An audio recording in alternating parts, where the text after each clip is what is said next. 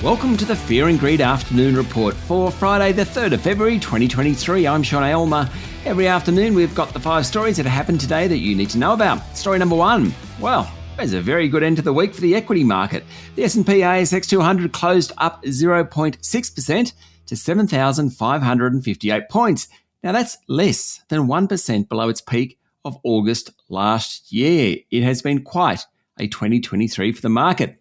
Today, healthcare and real estate stocks led the way. Blood Plasma Group CSL hit another record 52-week high, finishing at $313.97, and property leader Goodman Group jumped 3% to $20.96. Financials also did well, led by the country's largest bank. Commonwealth Bank's share price hit $110.98, a new record. This afternoon, Commonwealth reports its half-year earnings in a couple of weeks, and investors are increasingly confident about its profit margins. Best on the day was Pinnacle Investment, which bounced back nearly 10%, having been sold off earlier in the week. The gold stocks lost ground with Ramelius Resources, Regis Resources, Gold Road Resources and West African Resources all among the worst performers today. And the big miners, BHP, Rio Tinto and Fortescue Metals, all fell sharply. Story number 2, the Labor government today said the Medicare system was in the worst shape in 40 years and needs an overhaul, something the National Cabinet has signed off on.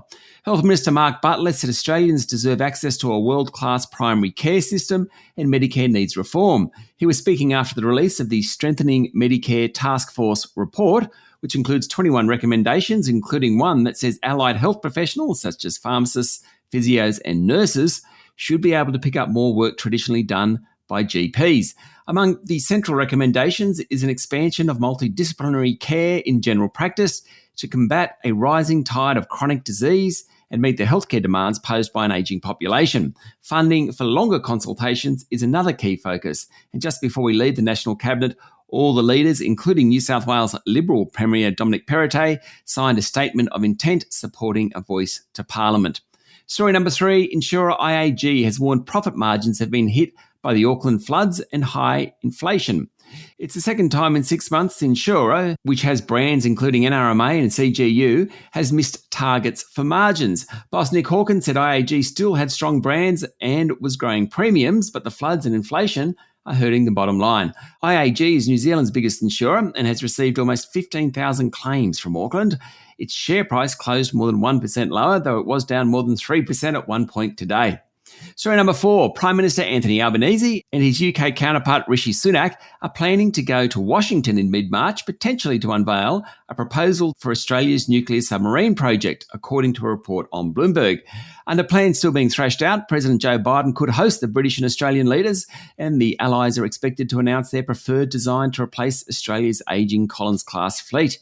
The three nations are sharing classified military capabilities to allow Australia to construct and deploy new nuclear-powered submarines in the region. The project, of course, is part of the AUKUS agreement, launched back in 2021 as a trilateral alliance to counter Chinese military power in the Pacific. And finally, story number 5, it was another very strong night on Wall Street, with traders increasingly confident that the Reserve Bank's tightening cycle may be close to ending. Meta Platforms, which owns Facebook and Instagram, led the way, and the tech-heavy Nasdaq closed up more than 3%. But after the close, there were 3 very big tech companies reporting December quarter earnings, and they disappointed. Apple was one, with weak iPhone sales resulting from disrupted production out of China. Amazon was another. It reported lower than expected profits, though revenue did beat expectations. And Google parent Alphabet reported disappointing earnings, suggesting low revenue from search advertising. That's it for the afternoon report for Friday, the 3rd of February 2023. Don't forget to hit follow on the podcast and find Fear and Greed on LinkedIn, Instagram, Twitter and Facebook.